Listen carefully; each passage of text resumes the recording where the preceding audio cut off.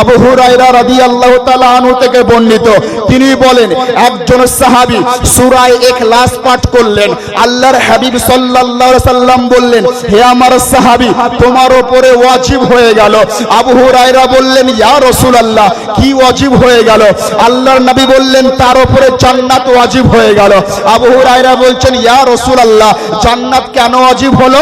আল্লাহর নবী বলছেন, জান্নাত এই জন্য ওয়াজিব হলো যে কোরআনের সূরা ইখলাসকে একবার সে পাঠ করেছে। কোরআন একটা এমন বাণী, যে বাণী আপনি পড়লে নেকি পাবেন, আপনি যদি শুনেন তবুও নেকি পাবেন। জি হ্যাঁ হ্যাঁ হ্যাঁ, তিরমিজি শরীফ বাবু ফাজাইলুল কোরআন, কোরআন পড়লে কি নেকি পাওয়া যায়, এ মর্মে একটা স্বতন্ত্র অধ্যায় আছে। সেই অধ্যায়ের মধ্যে আল্লাহর নবী সাল্লাল্লাহু আলাইহি সাল্লামের একটা হাদিস কোট করা আছে। আল্লাহর নবী সাল্লাল্লাহু আলাইহি সাল্লাম ইরশাদ করেন, আলিফ লাম মিম লাইসা বিহারফিন বাল আলিফুন হারফুন ওয়া লামুন হারফুন ওয়া মিমুন হারফুন। আল্লাহর নবী বলছেন, আলিফ লাম মিম একটা অক্ষর নয়, বরং আলিফ একটা অক্ষর, লাম একটা অক্ষর, মিম একটা অক্ষর। আমার উম্মতের মধ্যে কেউ যদি আলিফ লাম মিম পড়ে নাই, আল্লাহ তার আমলনামায় 30টা নেকি দান করে দেবেন। কোরআন শরীফ, যে কোরআন শরীফ আপনার আমার জীবন বিধান, যে কোরআন শরীফ আপনার আমার জীবন বিধান, আপনার আমার ধর্মগ্রন্থ, সে কোরআন আজ থেকে 1500 বছর পূর্বে অবতীর্ণ হয়েছে, আজও একই রকম ভাবে আছে, কিয়ামত পর্যন্ত একই রকম ভাবে থাকবে। কোরআনের পরিবর্তন আগেও ঘটেনি, এখনো ঘটছে না, আগামীতেও ঘটবে না।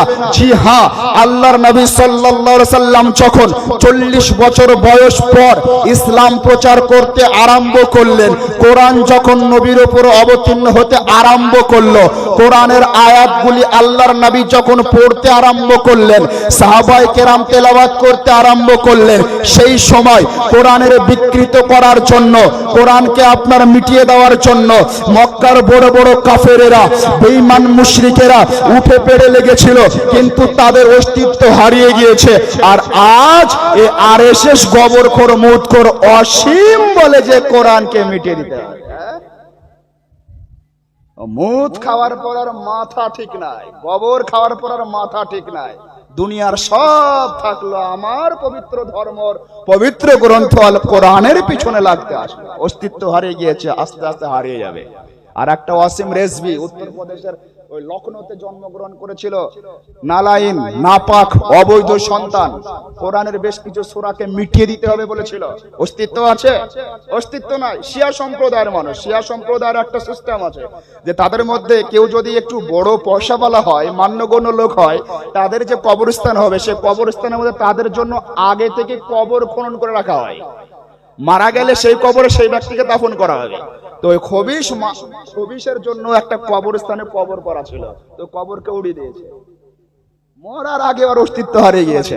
সম্মানিত হাজরিন, তো কোরআনকে পরিবর্তন করার জন্য, কোরআনের উপরে আঙ্গুল উঠানোর পর পৃথিবীর কোন মায়ের সন্তান আজ পর্যন্ত সফল হয়নি, কিয়ামত পর্যন্ত সফল হবে না। কোরআনকে মিটানো সম্ভব হবে না।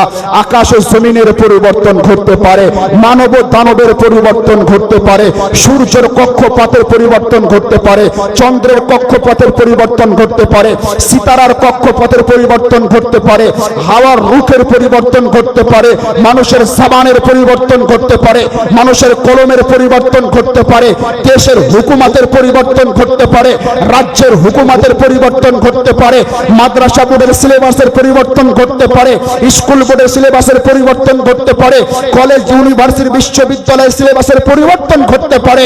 কিন্তু কোরআনের পরিবর্তন না আগে ঘটেছে, না এখন ঘটছে, না পরবর্তীতে ঘটবে।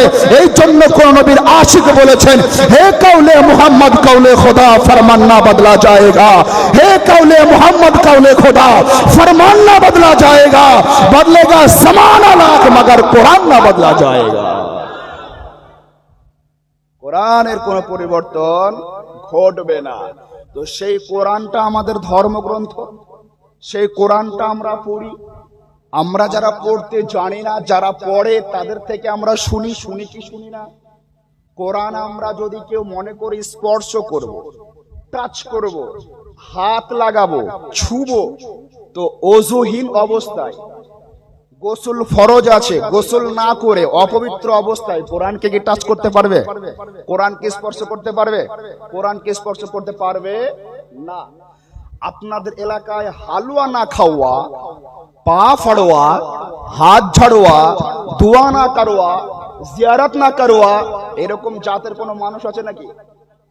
হ্যাঁ, কথা বুঝতে পারছেন না? হালুয়া না খাওয়া, কাউয়া কা গোশত খাওয়া, কুত্তা কা গোশত খাওয়া, এরকম একটা জাত বের হয়েছে। ওরা হালুয়া খাবে না, কাকের গোশত খাবে, ওরা গাধার গোশত খাবে, ওরা ঘোড়ার গোশত খাবে, ওরা খচ্চরের গোশত খাবে, ওরা কুকুরের গোশত খাবে, ওরা কুকুরের প্রস্রাব পায়খানাকে পবিত্র বলবে। এইরকম একটা দল আছে, সেই দলটার নাম হচ্ছে গায়ের মুকাল্লিদ আহলে হাদিস।